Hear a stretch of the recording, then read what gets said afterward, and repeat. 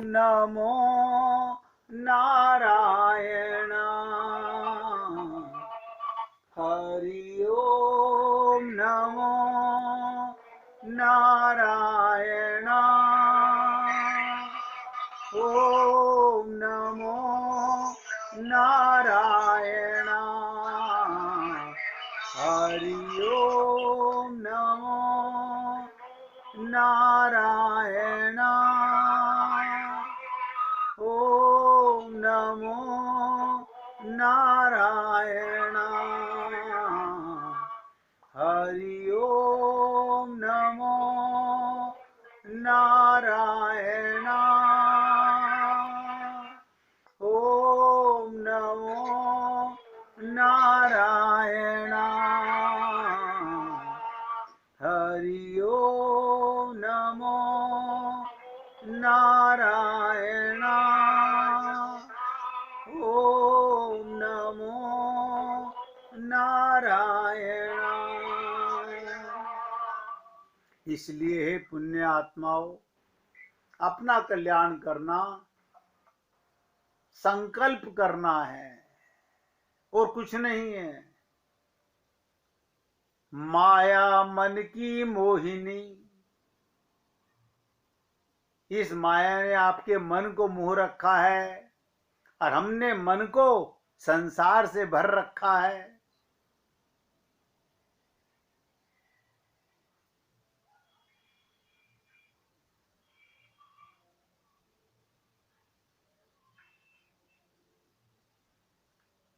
राजा जनक के विषय में कितना कितना सुनते हैं।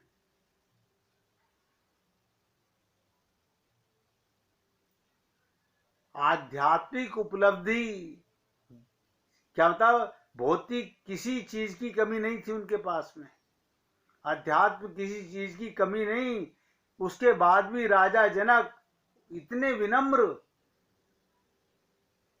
कहते हैं वो संतों के दर्शनार्थ के लिए राजा जनक रोज रथ पर बैठ के जाया करते थे। संत महात्माओं के पास, यज्ञवल्क्य के पास उपदेश सुनने जाते थे और तरह तरह का संत उपदेश करते, उन्हें माया मोह से रहित रहने के लिए उपदेश देते थे कि माया और मोह से कैसे बचा जाए। रामचरितमानस में काक भुसुंडी और गरुड़ का संवाद भी यही है। हमने समझा ये कि गरुड़ जी बड़े ना समझते, वो ना समझ नहीं थे, हम ना समझ हैं। माया हमें लगी हुई है, मोह में हम फंसे हुए हैं। देखिए राजा जनक विदेही थे, लेकिन फिर भी संत महात्मा उन्हें माया से मोह से रहित रहने का उपदेश देते हैं। क्यों? ना जाने माया किस दिन मन को मोह ले। राजा जनक मुस्कुरा देते थे।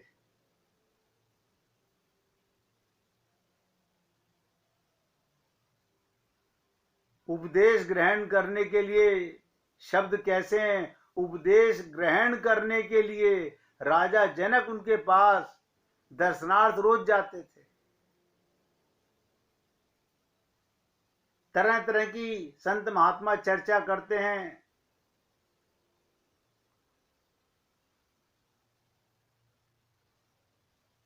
पदार्थों की नश्वरता, शरीर की नश्वरता, संसार की नश्वरता। देखिएगा, और आप और हम लोग नश्वर चीज में ही फंसे हुए हैं। शरीर नाशवान है। जब ये शरीर नाशवान है तो कौन सी चीज ऐसी है जो सत्य है? सब कुछ नाशवान है। राजा जनक जैसा व्यक्ति संतों का उपदेश सुनने के लिए गए, उनसे आशीर्वाद प्राप्त करने के लिए रोज तन्मय होकर बैठते, तन्मय होकर वक्ता को अभिमान न आए कैसे हो सकता है? तीनों के तीन अभिमान के शिकार हो गए, अभिमान की पकड़ में आ गए।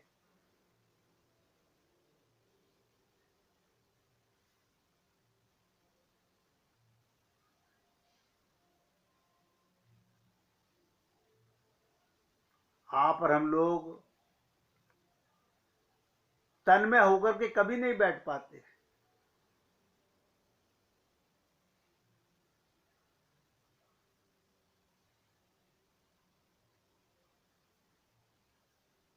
हम तन्मय होकर नहीं बैठ पाते। हमारा मन के हम इतने गुलाम हैं कि हम सत्संग सुनते सुनते भी आप देखते हो हमारा मन इधर उधर भाग जाता है।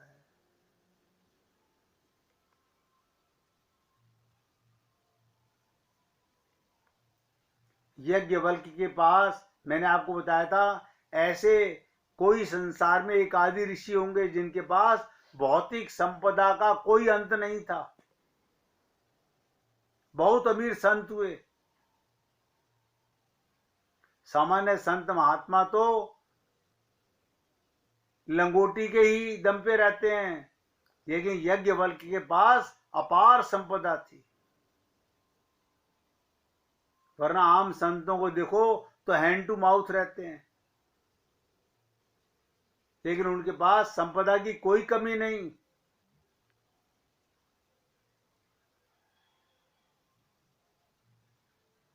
इसके लिए भी सोच रहे हैं, संसार है किसी को स्पेयर नहीं करता, इसके लिए सोच रहे हैं भाई इनको भी जरूरत पड़ती है। राजा जनक जैसे बड़े आदमी का इंतजार कर रहे हैं और महर्षि याज्ञवल्क्य उनकी मानसिक चर्चा सुन रहे हैं। राजा जनक का आगमन हुआ, सत्संग का शुभारंभ हुआ। महर्षि याज्ञवल्क्य ने सोचा इनके मन की शंका दूर करनी चाहिए। कैसे शंका दूर करें? उसी समय क्या लीला की, भागता भागता एक सेवक आया, आकर का महाराज मिथिला नगरी के चारों ओर आग लग गई है। राजा जनक से आकर के कहा, बात सुन ली, उसको अपने पास बिठा लिया, तू भी यहीं बैठ जा।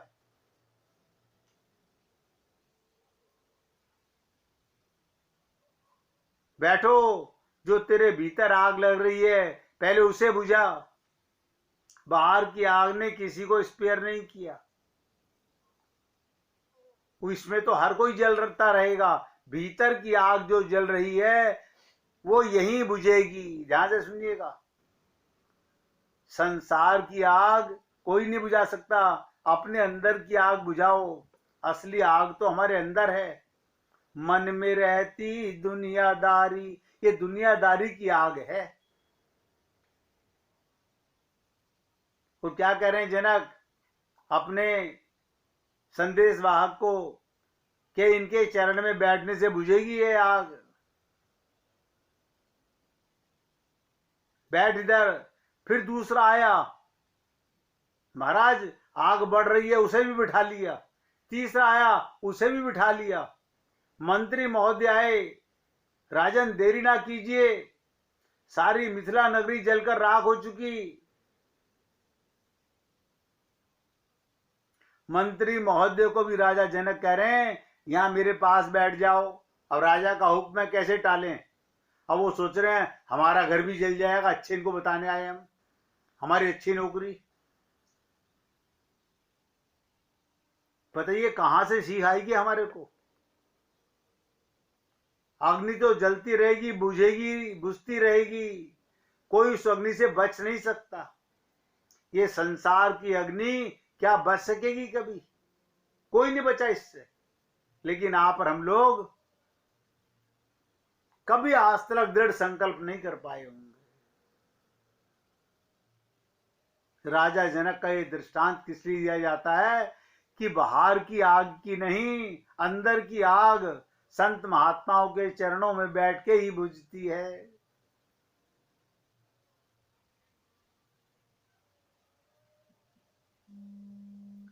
हर कोई इस अग्नि में जल रहा है, राख होना ही है। कोई आज हो रहा है, कोई कल होगा, कोई परसों हो रहा है। उस अग्नि की क्या परवाह करनी? आप बताइए, संसार तो हमारे लिए, जिस दिन हमारा शरीर जल जाएगा, हमारे लिए जल गया। उस अग्नि की क्या परवाह करनी। ये भीतर जो अंधकार की अग्नि जल रही है,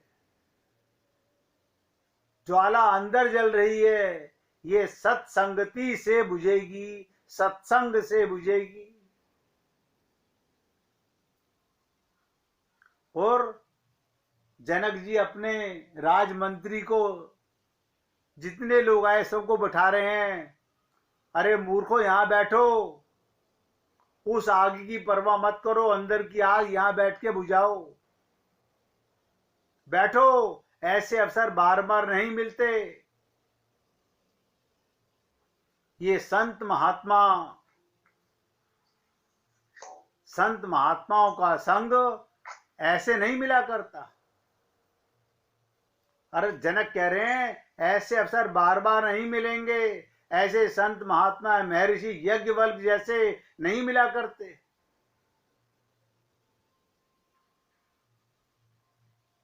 महात्मा सुखदेव जी भी यही उन्हीं में से थे।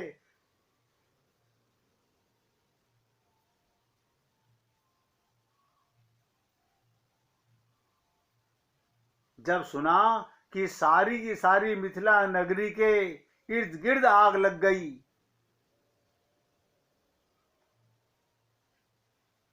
अपना अपना सामान, किसी का कुछ जल रहा है, किसी का कुछ जल रहा है,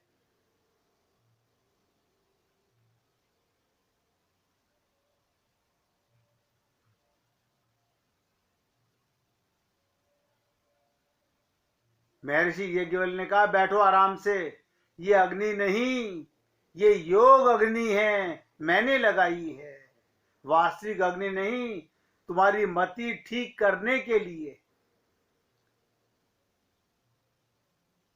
संत महात्मा किसी राजा का इंतजार नहीं करते। यज्ञवल्क्य ने क्या कहा, मैं सच्चे मुमुक्षु का इंतजार करता हूं। सत्संग शुरू करने से पहले ऐसे मुमुक्षु संत, ऐसे राज ऋषि कुछ भी कहिएगा उनके लिए कम है। अब आप सोचिएगा, आप और हम लोग सारा जीवन संसार संसार, शरीर शरीर शरीर, कैसे कल्याण होगा हमारा।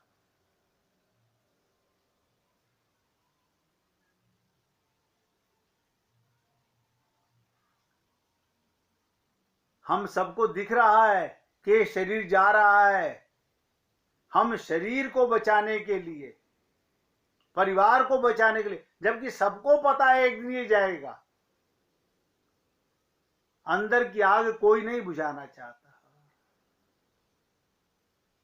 इसीलिए मैंने कहा था कि मन के अंदर ये सुख दुख की जो गंदगी भर रखी है, पूर्ण परमात्मा क्यों नजर नहीं आता, क्योंकि अपूर्ण संसार भरा हुआ है। इसलिए कहा था भगवान को अंदर भरो, बंदरों की तरह इधर उधर भटको मत। सीता की खोज ऐसे नहीं हुआ करती।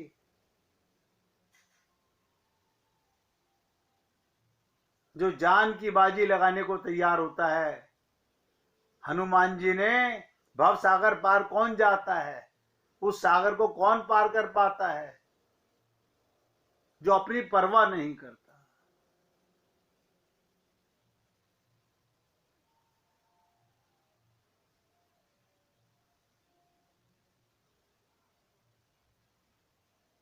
देखिएगा, यूं तो कहावत है हम भगवान के अंश हैं, हर अंश अपने अंशी को ही तो चाहता है।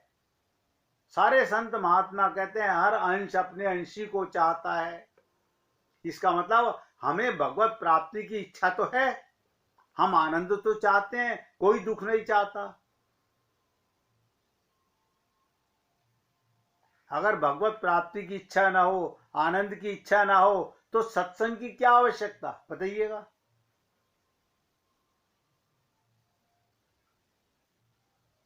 जिस प्रकार भगवत प्राप्ति की, सुख की, आनंद की सबको इच्छा है, इसी प्रकार सत्संग की, सत का संग की सबको आवश्यकता है। आप और हम सब लोगों का जीवन रोज छोटा सा युद्ध ही तो है। जीवन में रोज रोटी चलाना, संबंध निभाना, ये कितने बड़े कारक हैं हमारे सुख दुख के। भले कोई स्कूल कॉलेज में पढ़ता है, कितनी सारी समस्याएं हैं आज। पढ़ना ही हमारे आप में बड़ी समस्या है। जब हम पढ़ते थे तो पढ़ना समस्या नजर आता था, उसी में मन नहीं लगता।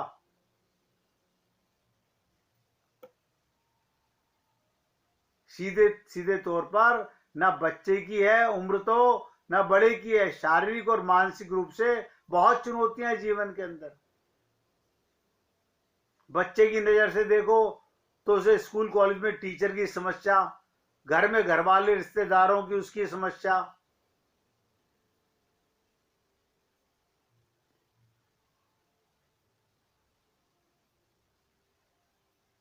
कोई समझ ही नहीं पा रहा।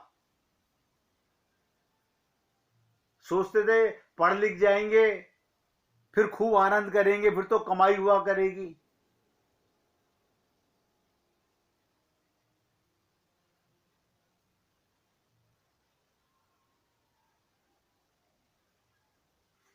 दूर के सपने, दूर के ढोल सुहावने नजर आते ना, पर वही बचपन से लेके बुढ़ापे तक चलता रहा। बल्कि मैं तो ऐसा समझता हूं, बचपन से सत्संग मिलना चाहिए। सबसे ज्यादा जरूरत तो बच्चों को ही सत्संग की, क्योंकि बड़ी उम्र वालों को अपने गलत विचारों, निष्कर्षों को अपने अंदर ऐसा समाहित कर चुके हैं कि शायद ईश्वर भी प्रकट हो जाएं तो बदलाव उनमें न आने पाए। हम पके घड़े हो चुके हैं, बच्चे जल्दी बदल सकते हैं।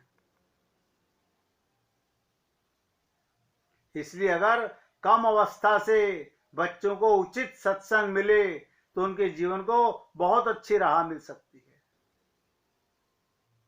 क्योंकि उनकी समझ सही दिशा की खोज कर लेगी। बड़ों की तरह अभी भी उनमें चालाकियां, झूठ, फरेब, कुतर्क, घमंड, कपट नहीं होता बच्चों के अंदर।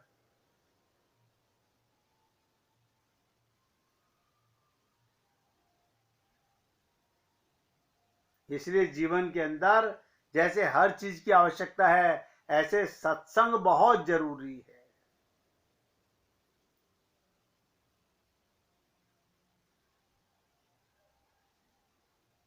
जीवन तो सभी को जीना है। अगर बचपन से सत्संग मिलता है तो जीवन कैसे जीना है ये कला आ जाती है।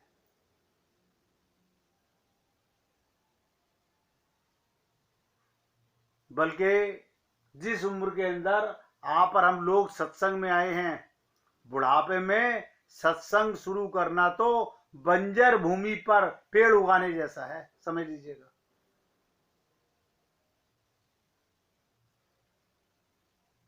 और बचपन और युवा अवस्था में एक अच्छी उर्वरक भूमि तैयार किए जाने से चांस ज्यादा सुख मिलने का होता है।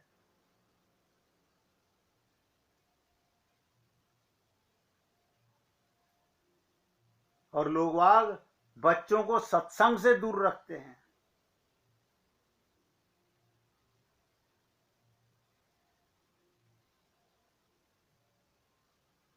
आप देखिए, हमारी हम उम्र के लोग सत्संग अपना कल्याण करना चाहते हैं, कर नहीं पाते। क्या कारण है? वो इतने पक चुके हैं, इतना संसार के बंधन में बंध चुके हैं कि चाह करके भी अब संसार का त्याग नहीं कर पाते। जबकि सबको पता है एक दिन त्याग होना सुनिश्चित है, संसार एक दिन छूटना सुनिश्चित है।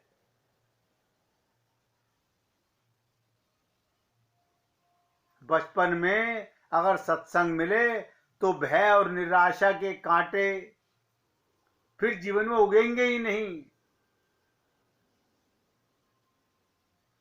इसलिए हर दिन जीवन के अंदर सत्संग बहुत जरूरी है। वरना सोचिएगा, ये संसार का सुख, इंद्रियों का सुख पाते पाते तो कितने जन्म गुजर गए।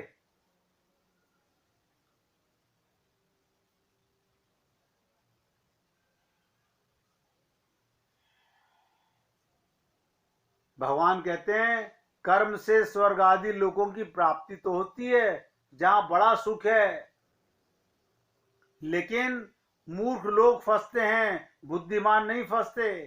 क्योंकि गीता में तो कहा स्वर्ग का सुख, शरीर का सुख, मन का सुख, माया का सुख कुछ दिनों का होता है, उसके बाद फिर नीचे गिरना पड़ता है।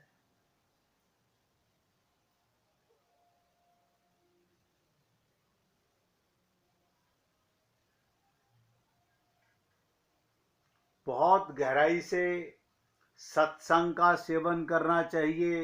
एक एक शब्द को सुनने में, समझने में हम लोगों को विचार करना चाहिए कि हमें रोजाना, हम कल से आज कितना आगे बढ़े। हमारे जीवन में हर दिन हमें अपने आप को, स्वयं को वाच करना चाहिए, हमें कितना परिवर्तन आ रहा है। अगर हम वहीं के वहीं हैं जहां 10 साल पहले थे, 5 साल पहले थे, तो फिर सत्संग में आने का लाभ क्या मिला?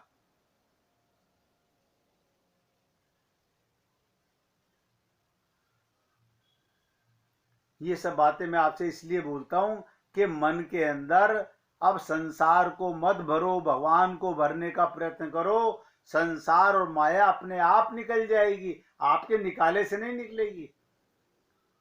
कोई माया को, संसार को निकालने का प्रयत्न ना करे, भगवान को भरने का प्रयत्न करे।